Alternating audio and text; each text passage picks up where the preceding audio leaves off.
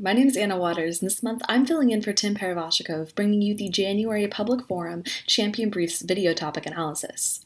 To supplement this, we have 3 written topic analyses, one by me, one by Justin Katz, and one by Alex Snyder, as well as arguments prepared by many great ex-debaters that can bring you excellent cards to support your arguments, refute your opponent's arguments, and give you good background information to allow you to build great cases, and have an excellent time debating this topic in January. So, starting off with the resolution itself. Resolved, United Nations peacekeepers should have the power to engage in offensive operations. Now, this resolution is exciting because it allows public forum to get back to foreign policy, a place where many debaters at least believe PF is best, or at least the most fun. But with this topic, it's unique from other foreign policy topics we've had, because historical background is absolutely crucial. Now, many topics you can just talk about the present and talk about pressing problems all over the world. But with this one, because we're talking about UN peacekeepers, you as a debater really need to understand where peacekeepers came from, why they exist, what their general purpose is, and what their biggest successes and failures have been. So I'm going to start off with a bit of a history of UN peacekeeping. I would absolutely encourage you, however, to go a little bit more in depth and truly understand the background where peacekeepers come from, so that when you're giving speeches and when you're trying to convince judges that peacekeepers should have this new ability, you have a real good foundation as to why. So, the United Nations began after World War II, and peacekeeping branch of the UN was started a few years later, and it was started with 3 main principles that still hold true today. So, the first is the consent of the parties involved in the conflict. That means that if the United Nations is going into a country, the government of that country needs to be okay with it. They need to say you're allowed to go in. So this is different from a general intervention or most wars that are waged, because generally a country doesn't ask for permission before it invades another country. That's something that makes peacekeepers different. The second one is impartiality, which is a little bit confusing, and a lot of literature explains the difference between impartiality and neutrality.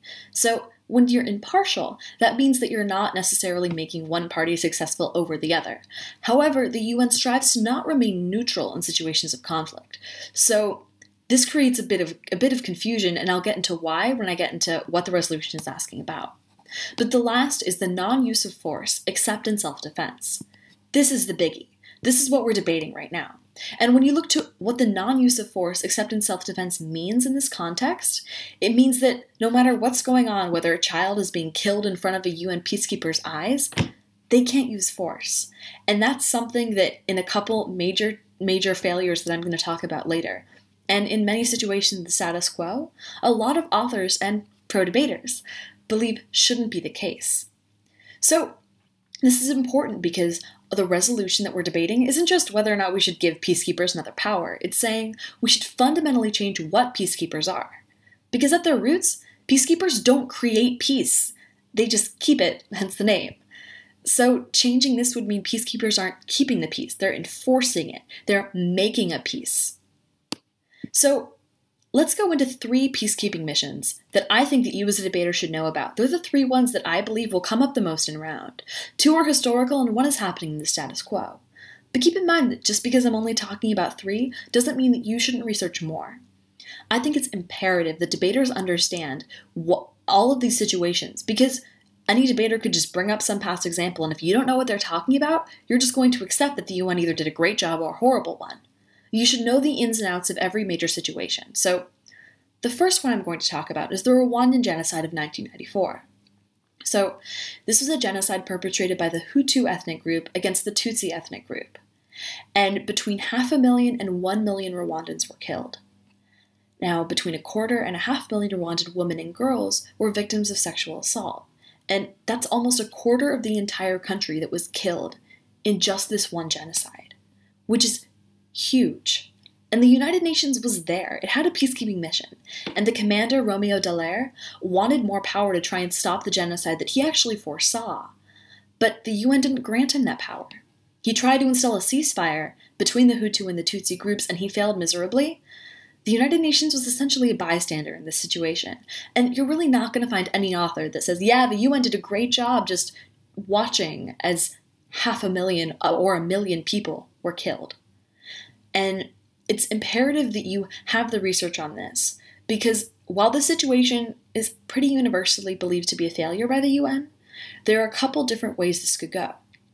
On the AF, debaters could talk about how the Rwandan genocide is a clear example of why peacekeepers should have offensive power. However, there are studies out there that say that UN offensive power couldn't have stopped this, or that UN offensive power would have made it worse. Understand both sides of this argument so that when people bring up the Rwandan genocide, because its impact is so huge and so serious, it's the biggest genocide that we've had in the modern day, that when you talk about this, you should be able to understand both sides of the argument. But let's go into the Bosnian genocide, which happened 1 year later in 1995. Now, it's a little bit ambiguous as to what exactly is a part or is not a part of the Bosnian genocide, but in this ethnic cleansing, 100,000 Bosnian Muslims and Croatians were killed by the Bosnian Serbs. This is the largest massacre within the Bosnian genocide was actually in an area under UN protection. So peacekeepers were there, and in that one massacre alone, 8,000 Bosnian Muslims were killed. This is the largest single massacre in Europe since World War II. And the UN peacekeepers were unable to do anything. They could only fire in self-defense. Now, the Bosnian and Rwandan genocides are often lumped together as the clear example of why peacekeepers need offensive operations. And these two historical examples probably relate directly to what the UN is doing right now. Now, the current situation in the Congo, in the Democratic Republic of the Congo, is probably why we have our public forum topic. And I'll get into a little bit of background on this before I explain what they're doing in the status quo. So, MONUSCO, or the United Nations Organization Stabilization Mission in the Democratic Republic of the Congo, basically the UN mission in the Congo. Started in late March of 2013, it changed from the UN just having peacekeepers in the Congo to an intervention brigade. That sounds pretty offensive, and it is. The Intervention Brigade has the ability to take out militia groups, or at least it has the power to do so. And it's been successful in some ways. So it stopped the main anti-government militia, the M23, from being powerful and from continuing its massacres. But they haven't fully solved the problem. And as of now, there are still plenty of militias committing major problems, and violence is actually worsening over the past few days. By the time you see this video, the situation will have probably changed. That's how quickly the situation is moving. As of December 20th, for example, more than 250 people were killed in axe and machete incidents, and almost 100,000 people have been forced from their homes. So the UN has been in the Congo as an intervention brigade for about 1.5 years now, and they definitely haven't solved the problem yet. But because it's a gray area, you're going to have debaters on the pro saying they're doing a great job, they took out this main militia, they're bringing peace to the region, or at least they're making it better. And you're going to have people on the con saying, look, they're not solving the problem. And they'll have plenty of great examples as to why the situation is only getting worse. So moving on from historical background to the resolution itself, let's start off with talking about definitions. Now, I don't think debaters should feel the need to define peacekeepers, because the resolution itself is asking whether or not we should change the definition of what a peacekeeper is. So I don't think there's any situation where defining what a peacekeeper has been historically will be beneficial to either side. But moving on to the word should, or should have the power, I think it's important to note that the AF can win without ever proving that we should engage in an offensive operation. All the affirmative really needs to do, according to the way the resolution is laid out, is prove that this should be a power or a tool in the toolbox of UN peacekeeping operations. And moving on to these offensive operations that we should or should not authorize the United Nations to have the power to do. Offensive operations, I think, should be defined broadly and pretty generally. An offensive operation, in contrast to what the UN has been doing in the status quo, would mean that the UN can do more than just self-defense. It would mean that the UN doesn't have to be neutral or impartial. The UN can help one side and try to defeat the enemy, whatever the enemy will be defined as in this situation. So this is the exact opposite of those two last tenets of what it means to be a peacekeeper. Because they're no longer only firing in self-defense, and they're no longer impartial. And that's what we're debating about. I don't think any other definition of offensive operation will really matter in the context of this debate, because that's pretty clearly what the topic literature has set up. The only articles you're going to be finding are ones that are saying, in contrast to Rwanda and Bosnia, in contrast to only acting in self-defense, peacekeepers should have the power to try and defeat someone like they're doing in the Congo. Or they should not, if you're on the con. Now, moving on to what exactly this means. So, there's a quote from the general who's running the United Nations mission in the Congo, the MONUSCO. And he says, to be a peacekeeper doesn't mean you need to be passive. To be a peacekeeper, you need to take action. The way to protect the civilians is to take action. If you see a history of atrocities here, it justifies action. What he's saying is that there's a justification for these offensive operations, and that peacekeeping itself isn't inherent in being inactive. To keep peace, you have to take action to protect civilians. And that's essentially how the definition of what a peacekeeper is fits with what we're debating about today. Because the AF, at least, should be saying that we're not just turning peacekeepers into a military. All we're doing is giving peacekeepers the ability to really do their jobs. Moving on to framework strategy itself, I think it's exciting that the NSDA has finally moved on from giving every topic on balance, and I say that, the February topic could be on balance, who knows. But at least for this topic, we don't have on balance at the front of it. But just because it's not laid out there doesn't mean that the default framework isn't still utilitarianism, because it is. In any public forum topic, the default is util unless something else is proven. So if you're not going to be running a framework that says basically just weighing pros and cons, weighing the benefits and harms of having this offensive operational capability, you have to lay it out there. And one of those that I think could be beneficial, on either side depending on what type of arguments you run, is a more rights-based framework. So debaters can argue that if by having that offensive operation, peacekeepers violate human rights, they shouldn't be able to have it. And they could do this by talking about potential civilian casualties. They could talk about peacekeepers that commit human rights abuses. They're great, or I say great, they're horrible and frustrating and sad historical examples of peacekeepers committing human rights abuses themselves. Debaters could make an argument linked into a framework about why rights matter, or why violating a right is more important than saving lives in the long term. Debaters could talk about the human rights abuses that peacekeepers have committed in the past and argue that if we give them an offensive capability, it's only going to make that worse. Now, debaters should also keep in mind that they have the ability to impact to things that are a little bit more than just your typical arguments on this topic, like saving lives.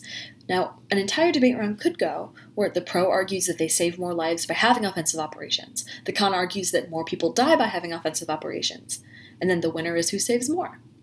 However, there are a lot more arguments and a lot more impacts that can be weighed here, so having a framework that tells us why it's not just about saving lives. It can be about ending conflict. It can be about preserving the reputation of the UN. It can be about saving money or acting in the interest of the UN member states.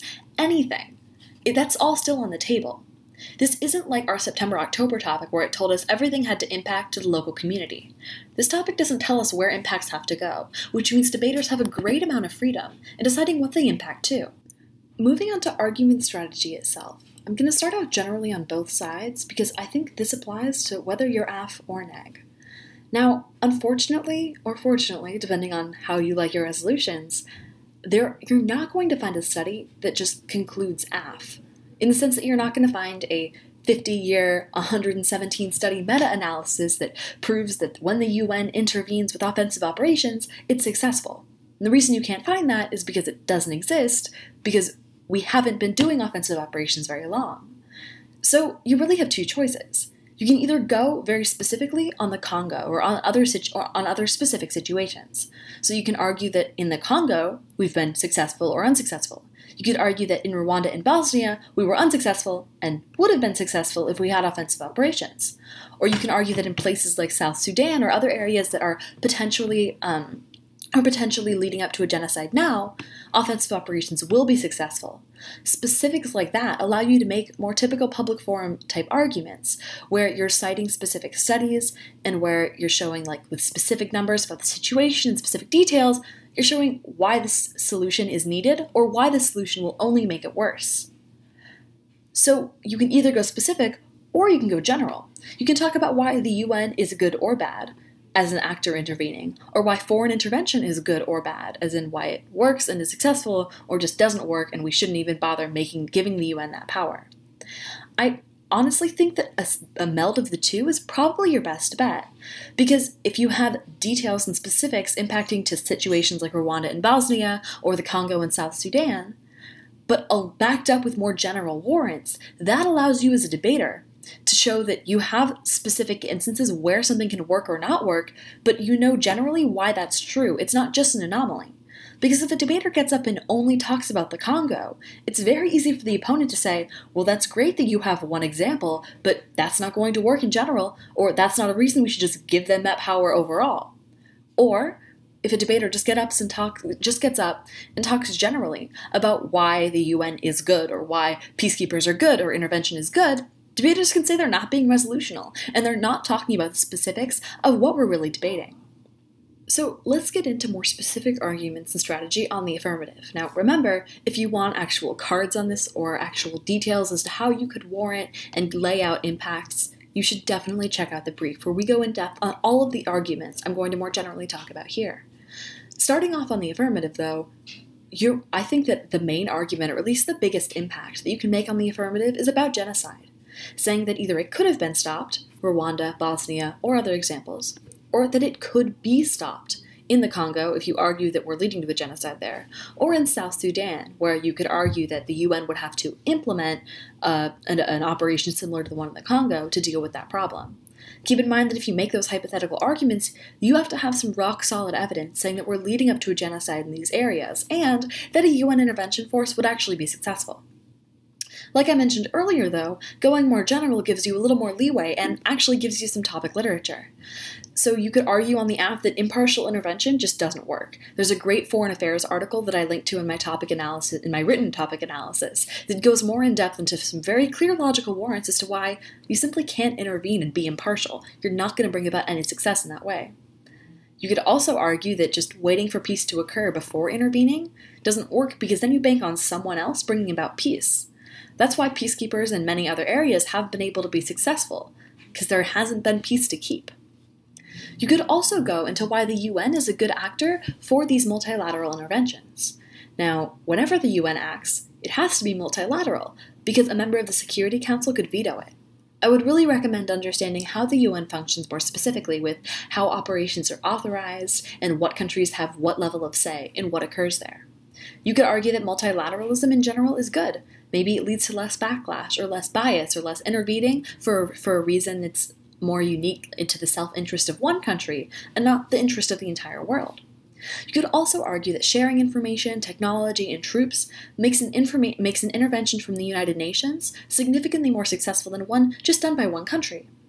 Keep in mind that if you're going to make arguments like this, you need a link into why the UN having this offensive operation power means you won't have the alternative, which would be just countries intervening. You could argue that countries might find it easier to intervene if they can just blame the UN for it. That is, if the President of the United States announced that we were going to go invade some country, there would be a lot of backlash. But if the President could do that through the UN, perhaps they would be less. There are a lot of other internal warrants that you can make to link to this argument specifically. But all of these general arguments give you a great way of getting that topic literature that you need, while still being able to go in depth and give more specifics as to why something will work on the affirmative and why those offensive operations are needed. Moving on to the negative side, you can argue that the United Nations is just a bad actor to intervene in foreign conflict. There are a lot of specific warrants that are pretty easy to explain for why this argument is true. Now, the UN has no reserve force, so if the UN wants to wage war, or intervene, as you're going to say on the affirmative, or wage war as you're probably going to want to frame it on the con. If the UN wants to intervene in a foreign conflict, they need to get troops from somewhere, and that takes time. They need to train those troops, and there's plenty of evidence out there that says those troops simply aren't trained. And there's also evidence that peacekeepers have committed human rights. I talked about this earlier with the framework options that you have. This argument would be a great reason why the UN might be the wrong actor to intervene, and would be a great way to link into the more general argument of the UN being a bad actor to intervene, while still making a rights-based argument. Now, you could also go more general here and say that foreign intervention just doesn't work.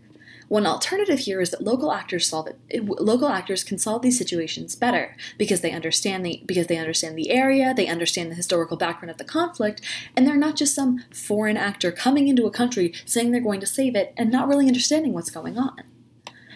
Now, you could also argue that by giving the UN peacekeepers this capability, you're hurting the image of the UN itself and turning it into just another country waging a war.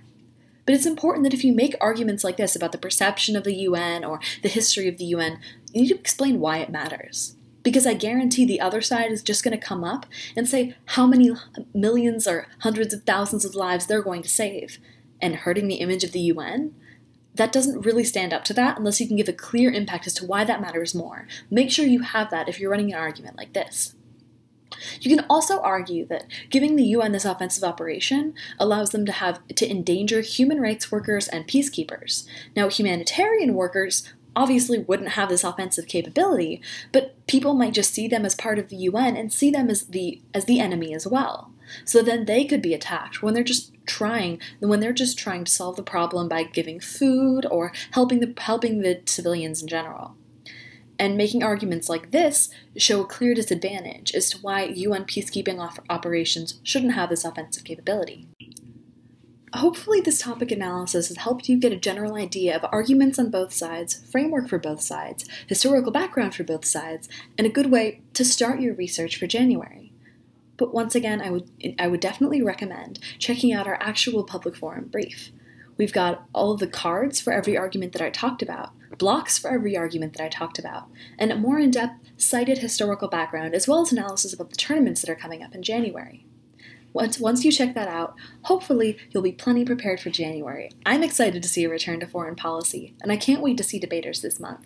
Hopefully you're excited too.